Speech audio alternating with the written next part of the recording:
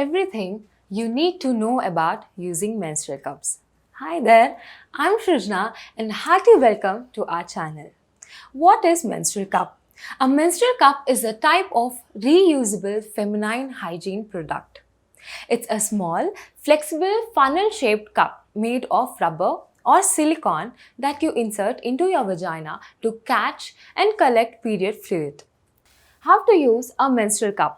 If you are interested in using a menstrual cup, talk to your gynecologist to figure out the right menstrual cup size for you. You and your doctor should consider your age, whether or not you have a heavy flow, if you have given birth vaginally, etc. What are the advantages of using menstrual cups? Number one, they are budget friendly. You pay one-time price for a reusable menstrual cup, unlike tampons or pads. Number two, menstrual cups are safer because menstrual cups collect rather than absorb blood. 3. Menstrual cups hold more blood. A menstrual cup can hold about 1 to 2 ounces of menstrual flow.